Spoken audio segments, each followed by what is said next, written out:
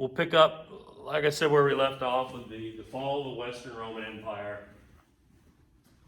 Talk about the fracturing of Europe during these Middle Ages or medieval period. The rise of the institutional Christian church. The institution known as feudalism. The age of knights and chivalry, and of course something we've talked a little bit about, the Crusades, tying those two things, Christendom and feudalism and knighthood and all of that together. And then towards the end, we'll talk about the emergence of the kingdoms that would eventually become the nation states of Europe that we know and love today. First of all, this word medieval, for some reason, when I was a kid, in my head and in my mind, it was medieval. Like it was something in the middle of something, and it was evil as in bad. But if you look at the spelling, I mean, M-E-D, like M-I-D, middle, okay. But not evil as in it's evil, it's eval. And that is just the adjectival form of Middle Age. Eval is in an age or an epoch or an era. Med is in middle. So all medieval means is Middle Ages. If we're calling it the Middle Ages, obviously this is not something they would have called it in their own time. This is something historians call it looking back. Because it sits in the middle between the classical age of ancient Greece and Rome that we've already looked at, and what we call the early modern and modern era of Western European history, beginning around the 14th, 15th century. Historians also look back and call this the Dark Ages, which, if you were young me and thought that it was medieval, you would think it was just a really evil and dark time. Certainly there were aspects of it that were that, but that's not what Dark Ages mean. What do historians mean when they call this the Dark Ages? There's not a lot of written record about it. Historians rely on written records primarily, and if writing was in a state of decline, if learning was at a low ebb, there was not a lot of works of literature being produced. We don't have a lot to go on, so to us it's dark. We don't see a lot because there's not a lot there to be studied from a historical perspective in the traditional sense. So that's what the Dark Ages mean. And that just means it's not that no one was producing anything. It means compared to the early modern and modern period and compared to the classical period, this age that sits in between is comparatively or relatively dark. And again, we're talking about a 1,000-year period from the fall of Rome around the 400s to around the 14th and into the 15th century. A little review on the fall of the Western Roman Empire. You'll recall that invasions from Eastern Europe and Central Asia were the primary catalyst for the toppling of Roman rule in the 400s, beginning with the Huns, one of our many horseback warrior-like people from Central Asia under the leadership of Attila, who had reached as far as Gaul, or modern-day France, and even invaded Italy itself, but did not actually take the city of Rome. Did briefly establish in Central Europe an empire, but Attila died in 453 and that empire collapsed after his death. The major consequence of the invasions of the Huns, though, was driving other peoples, Germanic peoples, west and south, further into the Roman Empire, and many of them actually did multiple times sack the city of Rome. We're talking about the Vandals, the Visigoths, the Ostrogoths, the Franks, the Angles, the Saxons.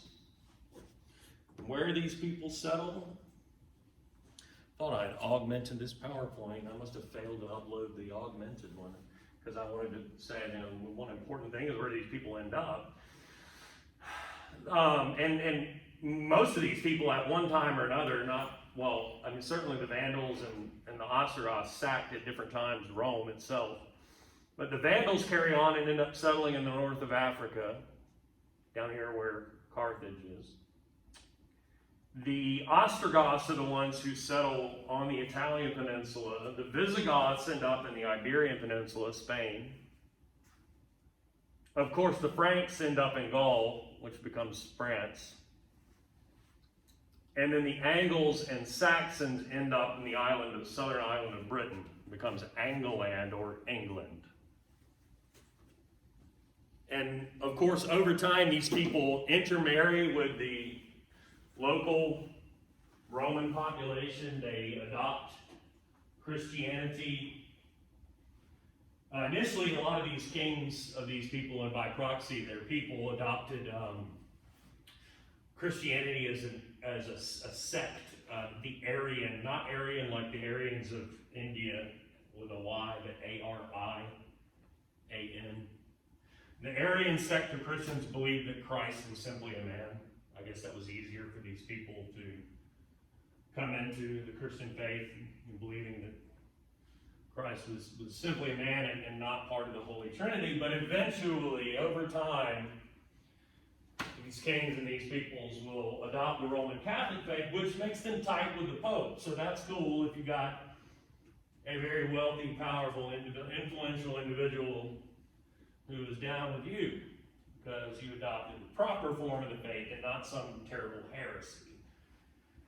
Anyway, in their interminglings and adopting of the Roman forms of government, the Roman Catholic faith, these people create syncretic cultures. And maybe the most obvious manifestation of that, something we've probably discussed before, is these people's various versions of the Latin language become Italian, Spanish, Portuguese, French, right? Later, English, which remains Germanic, will adopt substantially French. We'll talk about that in a little bit. But all of these would be the so-called Romance languages, descended of the Latin language of Rome, of the Romans. Questions about any of that? Remember, though, the Roman Empire lives on in the east as the Byzantine Empire, with its capital at Constantinople and with the Eastern Orthodox version of the Christian faith.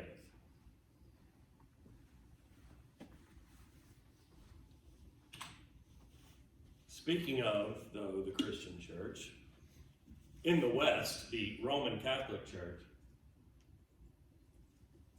but also, too, the Eastern Church, this would go for the Eastern Church as well, to an extent. There is one major difference. Both the Eastern Orthodox Church and the Roman Catholic Church had an episcopal structure.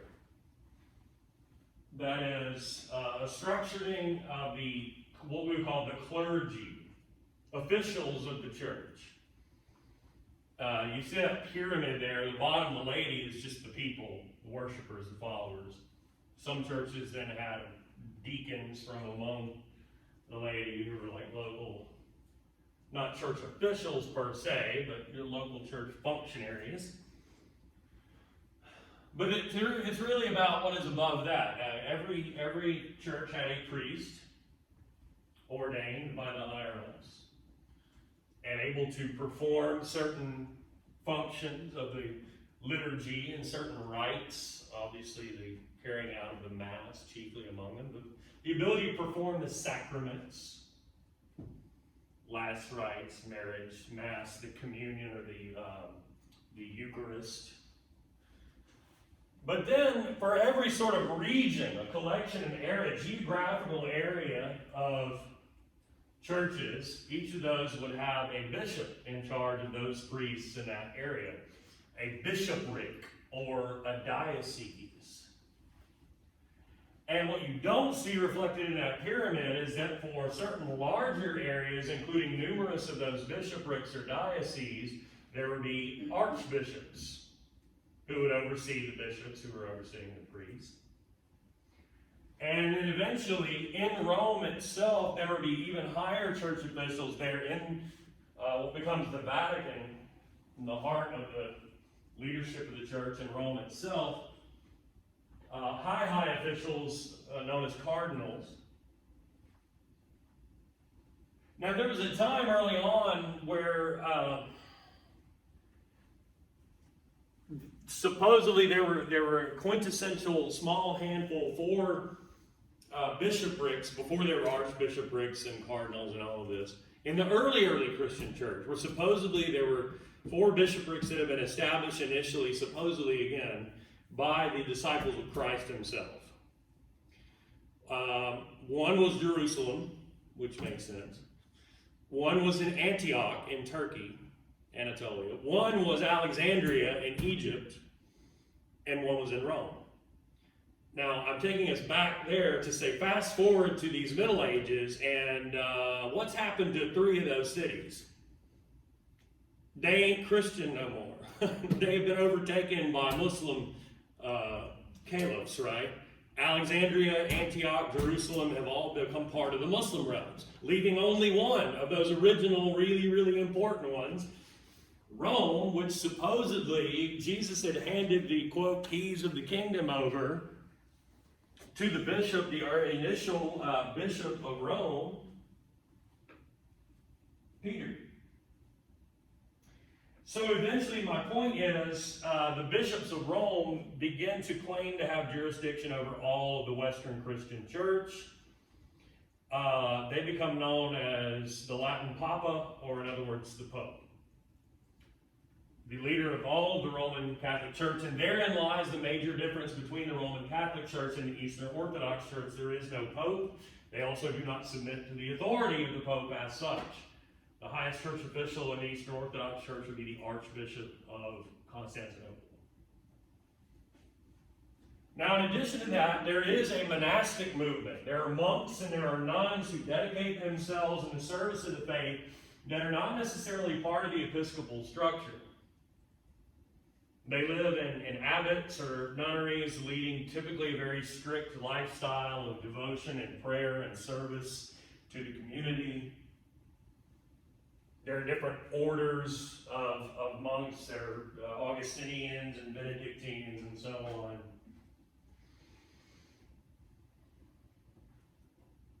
So this would be part of the monastic movement. Again, outside of the episcopal structure. Now, in 768, in Gaul, Charles the Great ascends to the throne of the Frankish kingdom. Remember, the Franks are those Germanic peoples who settled in Gaul.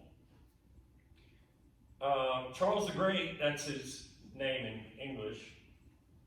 He's the grandson of Charles Martel. You'll recall that Charles Martel is the Frankish warrior king who stopped the advance of the Muslim armies at the Battle of Tours and confined the Muslims to the conquest of the Iberian Peninsula, not allowing them to cross the Pyrenees and advance into Gaul. So he's from a lineage of greatness, if you will. His name and Latin and French would be Charlemagne. Charles the Great, or Charlemagne, Charlemagnus, Charles Magnus, Carolus Magnus in Latin, Charlemagne in French. The empire that he builds becomes known as the Carolingian, Carolus again being the Latin form of Charles, like North Carolina and South Carolina being named for the English Charles.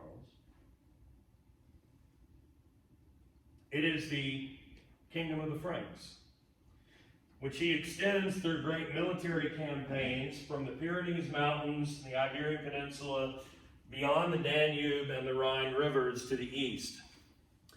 Doubles the area under the control of the Franks and patronizes Christianity in his realms, building great churches, making a close ally in the Pope, who coronates him as the Roman emperor, though that had little meaning as such.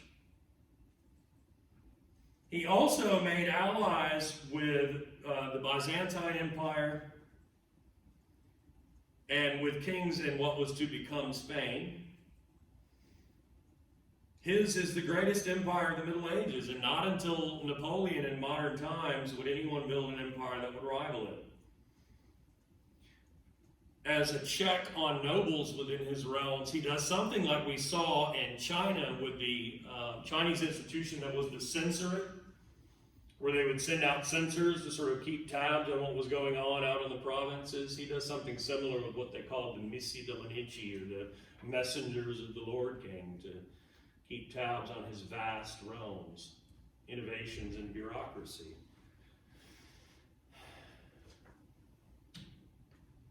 So, you knew it was going to happen sooner or later, right? I'm actually not going to drop us down anywhere, I don't think, unless something just strikes me. So from one Carolina to another. So the Pyrenees are the mountains that separate France from Spain here. And of course, this would all be Muslim realms, right? Slowly, though, a lot of this in the north was being overtaken by Christian kings and princes. There was a time they referred to this area here as the Spanish March. It was kind of in between border frontier area between the Muslim realms and Christendom. But here, of course, is France. Now, the Carolingian Empire would have spread all throughout here, though, including a lot of what's now Germany and up here the Low Countries, with Switzerland down here, and even into Italy. See, that wasn't so painful, right? Just a very brief little jaunt. More maps, of course, though. When Charlemagne dies in 814, it's not long before the empire is divided up among his grandsons, and haven't we heard that before? Shades of Genghis Khan and Alexander the Great. And it is divided west to east, as you can see reflected in the second map there. The Western Kingdom is essentially what would become the Kingdom of France. The eastern one is what would become much later Germany. And in the middle you have territory that those two would fight over, and then of course to the south, Italy, and as you can see reflected in the yellow there, from Venice down through the middle of Italy where Rome is, and to the western coast, the so-called papal states, areas that were directly ruled over by the church, directly held and administered by the church.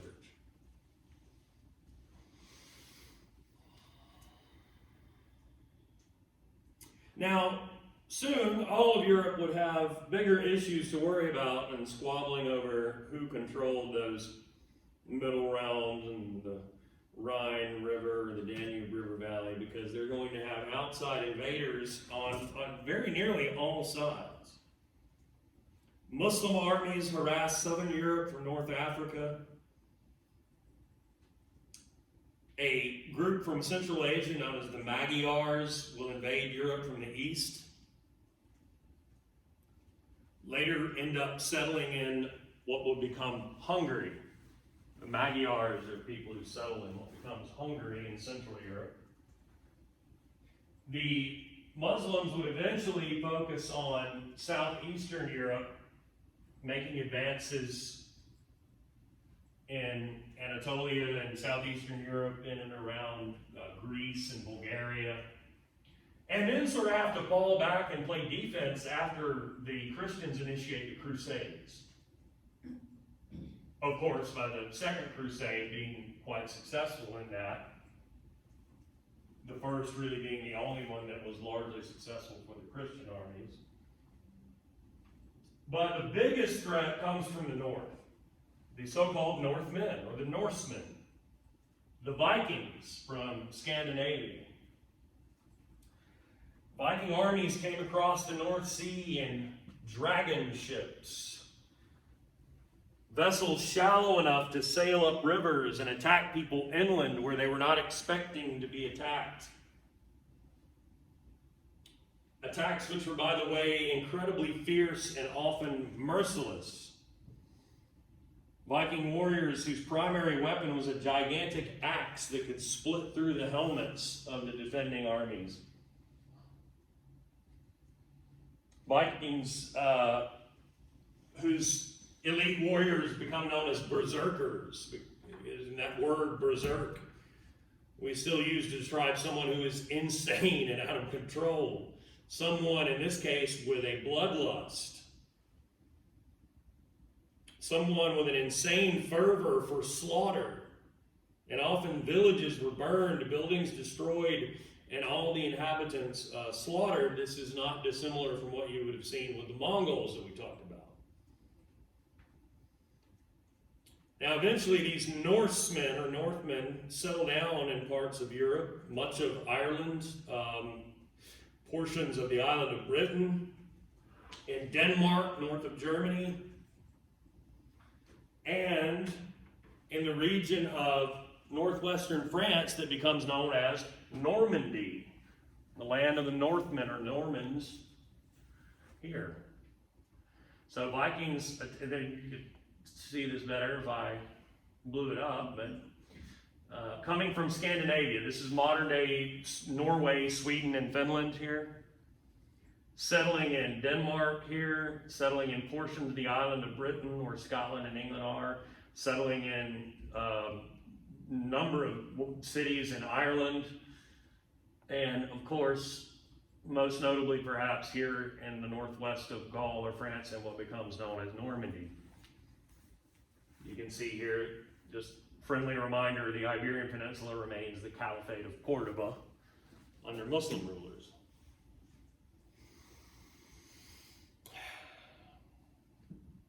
As the Carolingian state collapses, as these Vikings settle in, as Europe seems to be in a state of chaos and collapse, people begin to look towards some new kind of social order. That social order is what becomes feudalism. People, of course, want to have some kind of security in the world.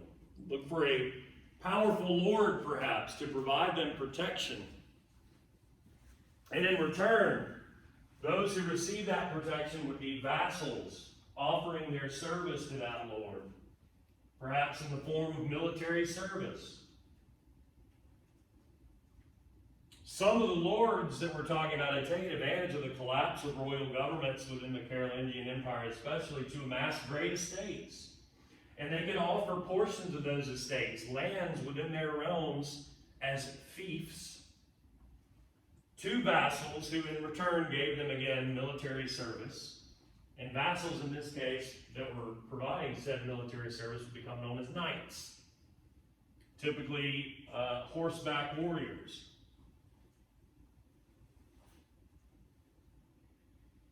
Knights typically fought as heavily armed cavalry. The stirrup allowed them to use the lance as their primary weapon, along with a large steel sword, and they and their horse clad in steel armor.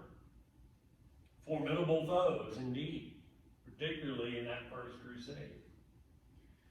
So in addition to about 40 days fighting per year, these vassals, these knights, had to perform various other duties, like appearing at the Lord's court when summoned, offering counsel, perhaps sitting in judgment in a legal case, occasionally just outright giving money to their lord. But both lords and their vassals, and in many cases lesser lords, sometimes knights themselves were lords of a sort who could enfief others as vassals to them. But all of these people would have peasants who tilled the land as more or less tenant farmers. And in addition to farming their own strips of land and grazing their livestock along with the other peasants' livestock, and perhaps some livestock directly belonging to lords or higher vassals, they also tilled what was known as the Lord's domain. So they farmed on behalf of the Lord and greater vassals, in addition to for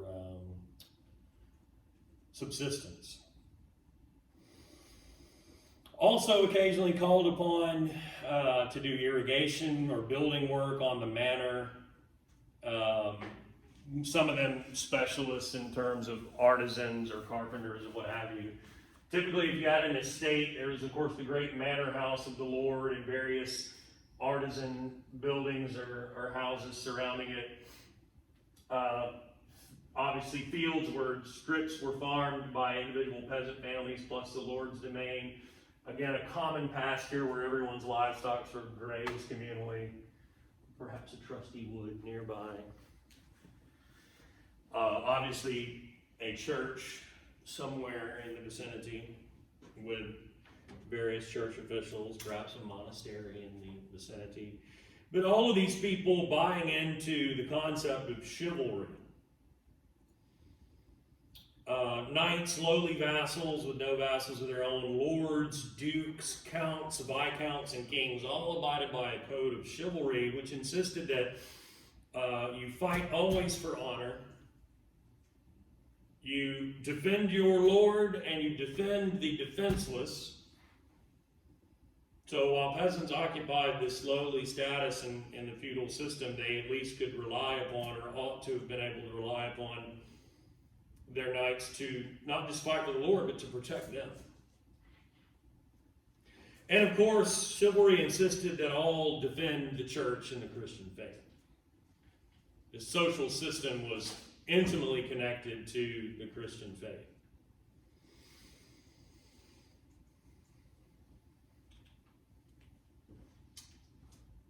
How'd you like to be staring down some berserkers?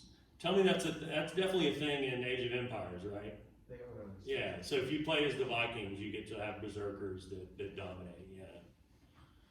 I found out recently that a game that I played like 20 years ago is like having a rebirth, if you will, a renaissance, if you'll allow. And so I'm kind of excited about that. Anywho, the High Middle Ages, about 1,000 into the 14th century, a period of time characterized by the emergence of new kingdoms that we'll talk about, population growth that is sustained by increases in food production. Population of Europe during this time nearly doubles from about 38 million to around nearly 75 million. And it's a period of relative peace after those invasions of the 9th and into the 10th centuries. There's an expansion of arable land, that is land suitable for cultivation because of the clearing of forests and the draining of swamps.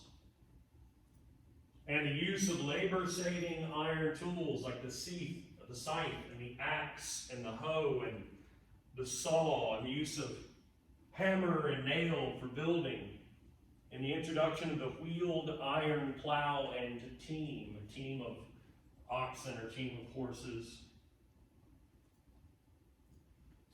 And the use of water wheels for power.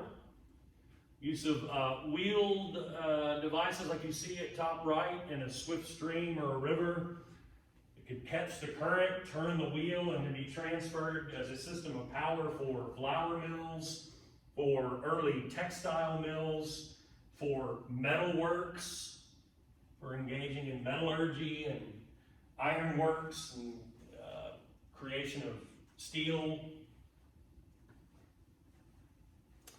Also, advances in agriculture, particularly a shift to what they call a three-field system, where you would have one field on a manor that was used for winter grains like rye and wheat, another for spring grains like oats and barley or various vegetables, and then one field that remained what they call fallow, which means nothing planted in it, because they had come to realize you couldn't simply grow in the same field season after season after season. You would deplete that soil of its nutrients.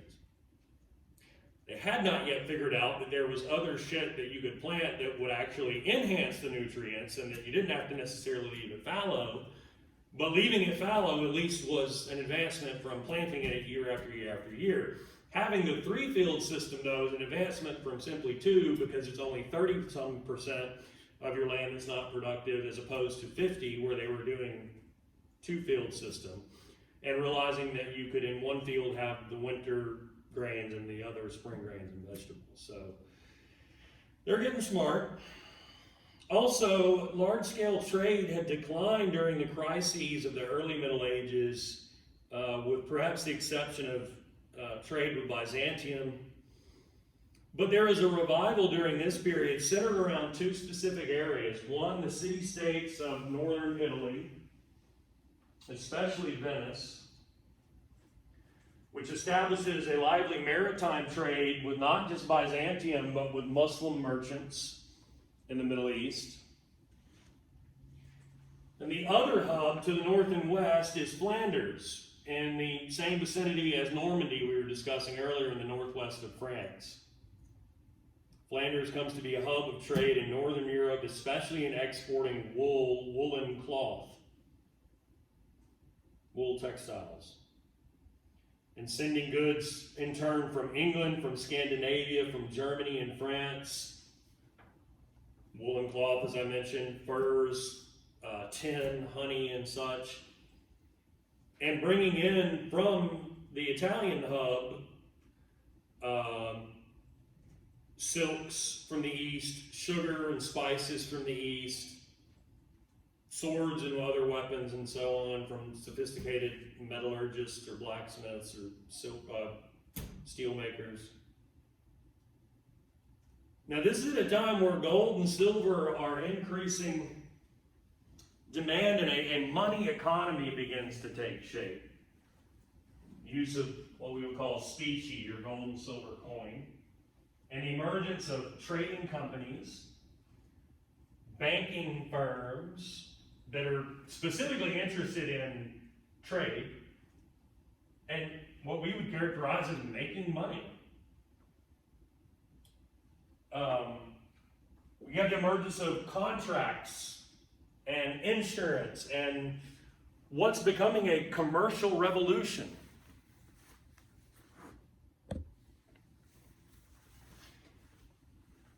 An economic system is emerging that we will eventually come to characterize later as proto-capitalism, in which commerce and industry are controlled by private owners who invested in trade, invested in goods, and in order specifically to make a profit. Private investors controlling trade, investing, and interested primarily in making profits. The seeds of capitalism, if you will. And Italian merchants set up trading posts in the Middle East and in North Africa at the time when the Mongol Empire, you recall, is protecting trade along the Silk Road. And where temporarily, at least, the Crusader states in Syria and Palestine also facilitated trade, again, albeit on a temporary basis. Having said all that, let us discuss then the emergence of these new kingdoms.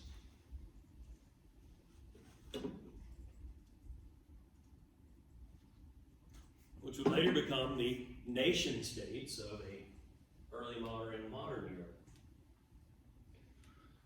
First, England.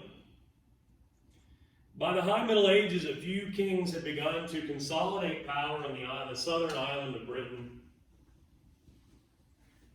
But in 1066, William of Normandy, northwestern France, descendant of the Viking Norsemen there, invaded England, defeated the Anglo-Saxon king Harold at the decisive Battle of Hastings.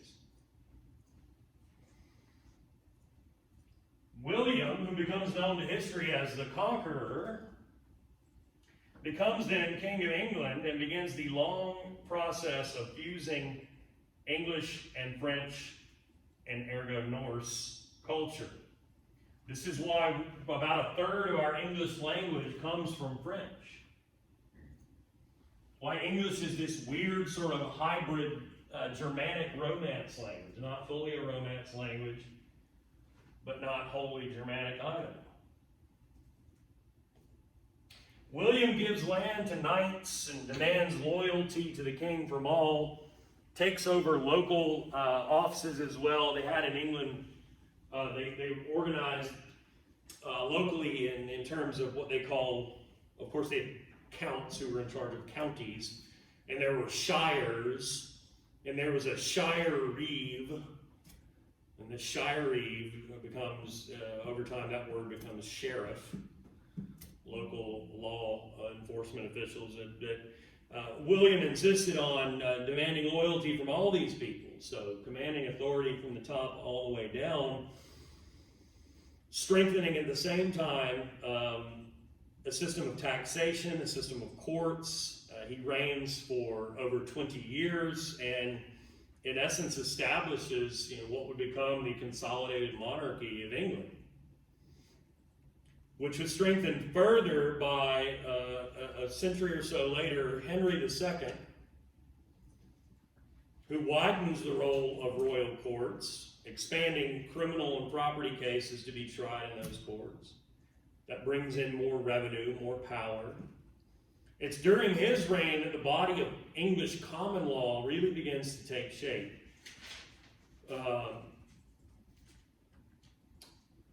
English common law, it remains important even in our own legal system, even literally like right now.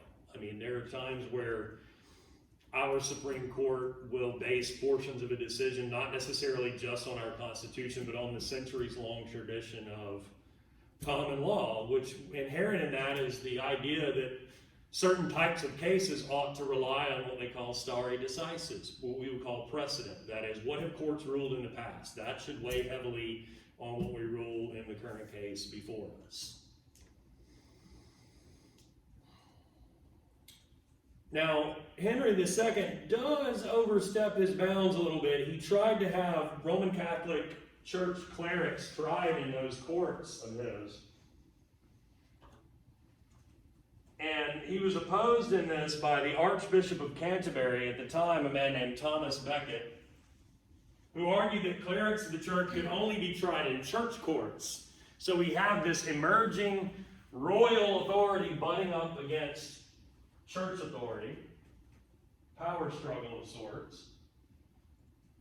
Henry supposedly at one point muses out loud, who will rid me of this meddlesome priest, meaning Becket? Why won't somebody get rid of this man for me? And supposedly 4 knights who were in the earshot of that took that literally and rode up to Canterbury and murdered Thomas Becket, martyring him in the eyes of many Christians, and forcing Henry to back down amid a backlash, and allowing any clerics the right of appeal to a papal court. So eventually bowing out and acceding to the primacy of the church, at least when it came to their own clergy. Just an important example of an early power struggle between these emerging kingdoms and their monarchs and the established power of the Roman Catholic Church, and backed up by common people's faith. It was the backlash and the seeing the murder of Becket as a martyring or martyrdom that in part forces the king to back down. Also, this is important because you can see not long after that, and in addition to that kind of backlash based upon faith, a lot of nobles growing wary of the increase in the power of the king themselves for their own purposes, and rising up during the reign of King John in the early 1200s, specifically in 1215, at Runnymede, forcing John to sign the Magna Carta, recognizing certain inherent and important rights of vassals of the king. The Magna Carta is important because it establishes in England the principle of limited monarchy. Now, yes, this only applies to high nobles, direct vassals of the king, but it's a step. And if you look at it alongside the Thomas Becket episode, you can see that even in the 12th and 13th centuries, England is set up on a path where the power of the monarchy will at all times be, to some extent, limited. When we shift to somewhere like France, we're going to see the opposite of that, where the power of the monarchy is consistently consolidated and strengthened into what would eventually become absolute monarchy. It would not be so in England. During the reign of Edward I, this will be in the late 1200s into the 14th century, Parliament takes shape. King needs money, has to ask the certain very important nobles that are vassals of his to raise taxes on their common people. And in order to do this, in 1295, Edward invited from every county 2 knights, and from every small town, today we have towns, cities known as Pittsburgh, or Williamsburg, or Gettysburg. A burg is a small little town, and people from those towns, people who would represent those towns were known as burghers. B-U-R-G-H-E-R-S, burghers. So 2 burghers from every town, 2 knights from every county that would come and sit and meet along with his great council. The king's great council was composed of the great lords or barons, the great estate owners, and the high clerics of the Roman Catholic Church, the high church officials, including, of course, the Archbishop of Canterbury, who is the highest church official in England. Now, eventually, that great council composed of the great barons or lords along with the high church officials, that would become known as the House of Lords. And the assembly of the knights from each county and the burghers from each town would become known as the House of Commons. Those, to this day, are the 2 houses of the bicameral Parliament at Westminster. Of course, looks a little different today than it did back then. But still, those 2 houses of Parliament are known as the House of Lords and the House of Commons. Parliament would come to have the authority to approve any new taxes, to pass certain laws, to handle certain judicial business. Of course, some of it would still be held in so-called royal courts, independent of the authority of Parliament. But this is just another example of the monarchy's power being limited and setting England apart early on. So you have to look at the creation of Parliament alongside Magna Carta and the Becket episode and take them together, if you will.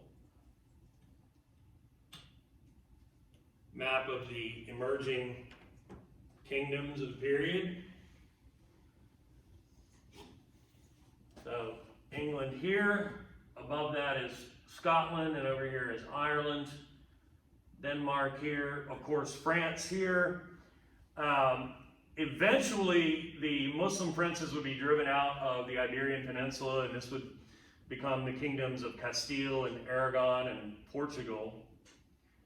Eventually, Castile and Aragon will come together to form the Kingdom of Spain. Over here, I mentioned the Magyars and Hungary. Italy remains fractured. Control of various parts of Italy changes hands. For the most part, central Italy remains the papal state throughout this period. What's interesting about this is this here, which is largely a fiction.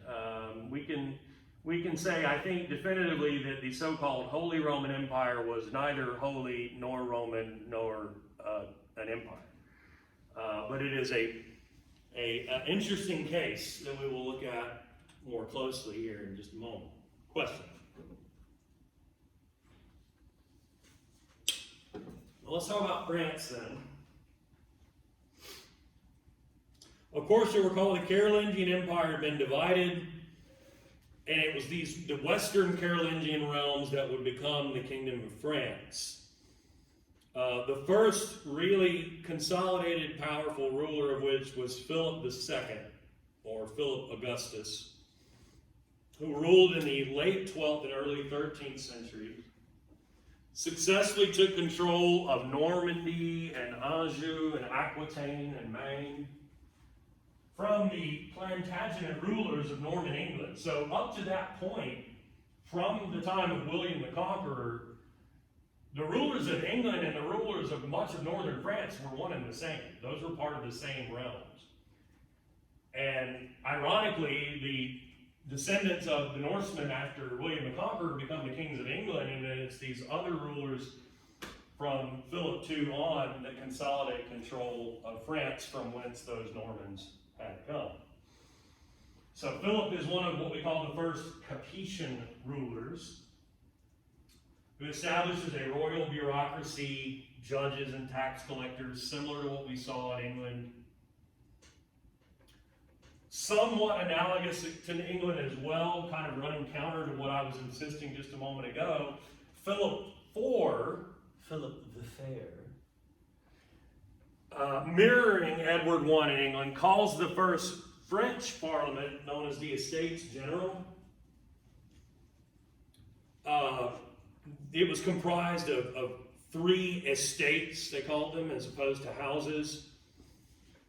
Same concept. The first estate was the representative of the clergy of the Roman Catholic Church. The second estate represented the nobility. And the third was to represent all the townspeople,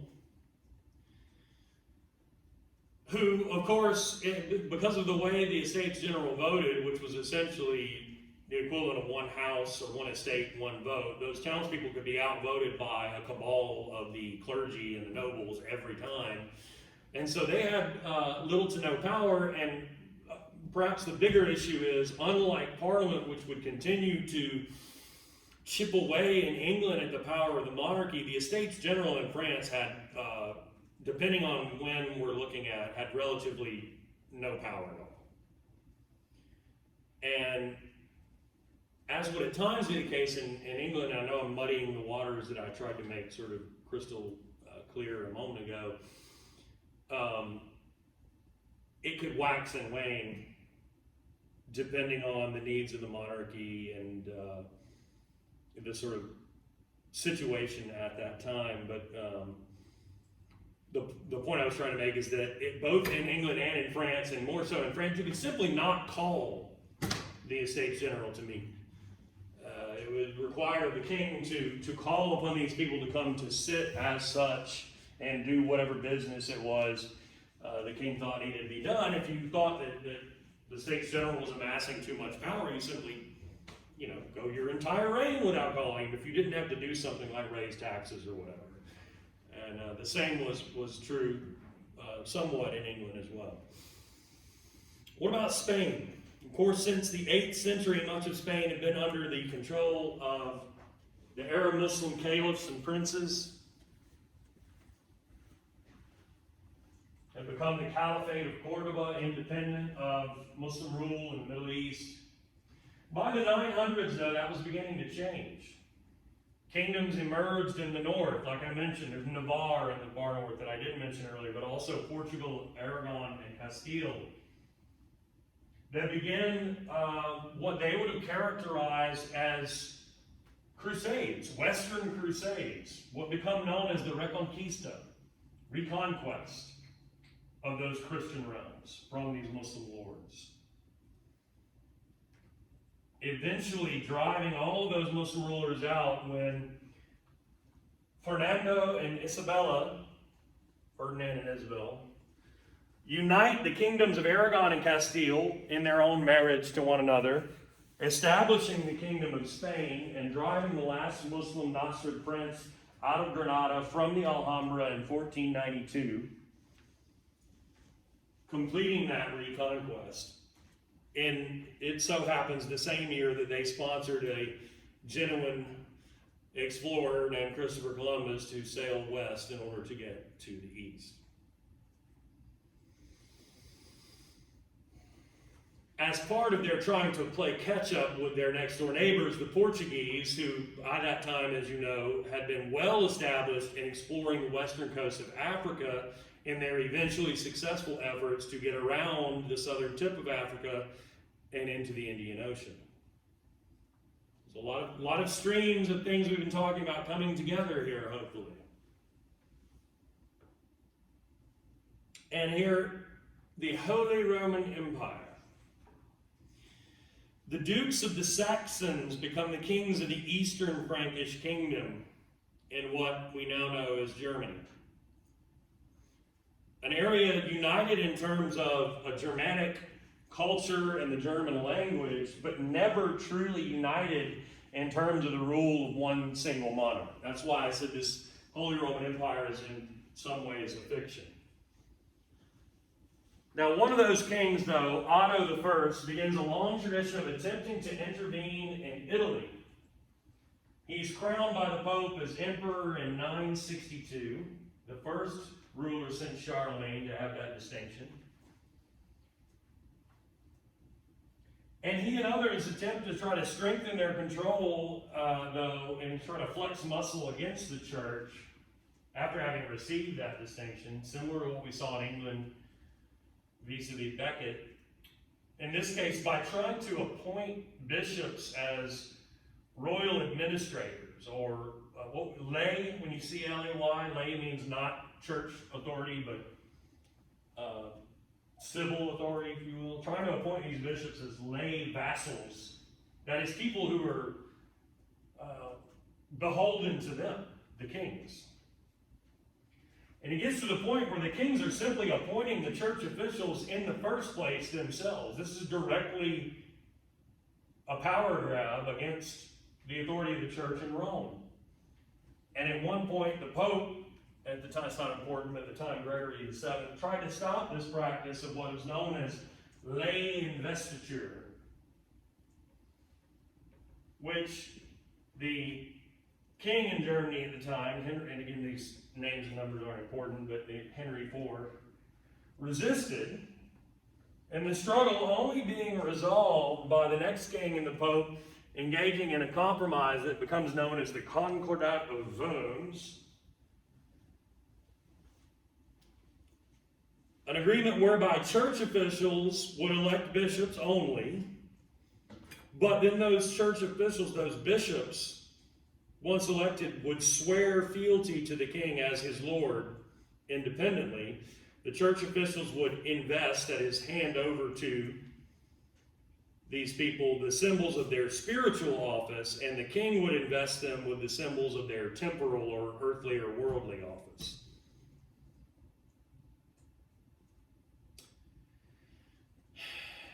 Then we have my favorite royal name in all of European history, the Hohenstaufens, with the honorable mention to Hohenzollerns and those are the two best for sure. But, the Hohenstaufen kings, Fredericks the First and Second, attempted to make Italy part of this fictitious Holy Roman Empire, which of course the Pope resists, thinking that they had their eyes on controlling the papal states in addition to northern and or southern Italy.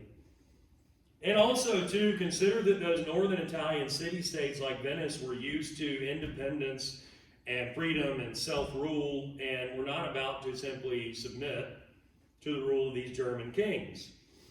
And not only did Fredericks I and II lose this war, but focusing on Italy causes them to lose control of much of Germany itself to local lords. And that's the largest takeaway here.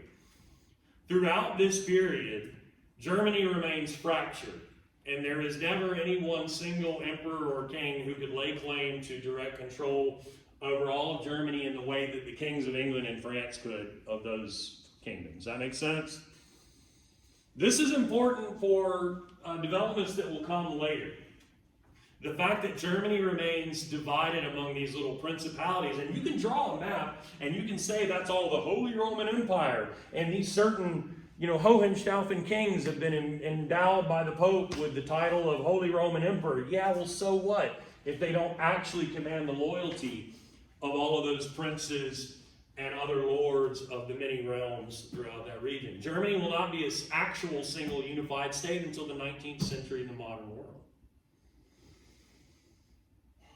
Finally then, Eastern Europe and Russia.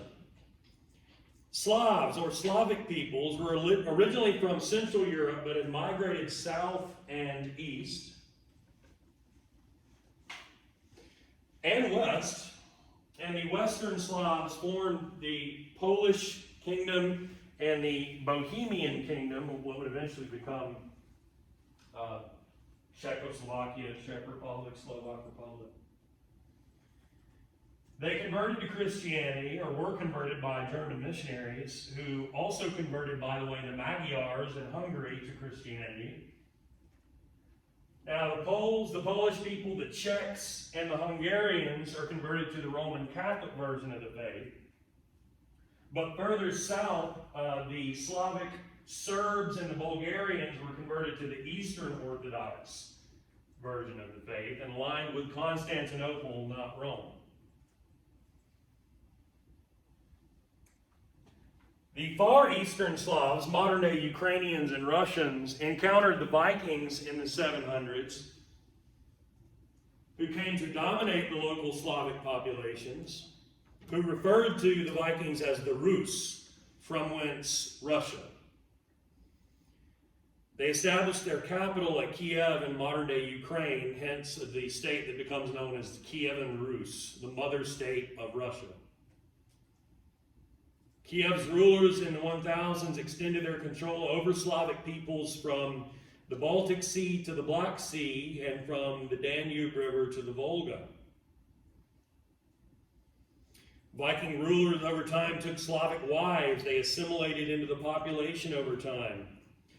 And then the Russian ruler of the late 10th century and early 11th century, Vladimir, marries the Byzantine emperor's sister, converts to the Eastern Orthodox Christian faith, and establishes the deep and lasting connection religiously, culturally, linguistically, between Russia and Constantinople or Byzantium, as opposed to Rome.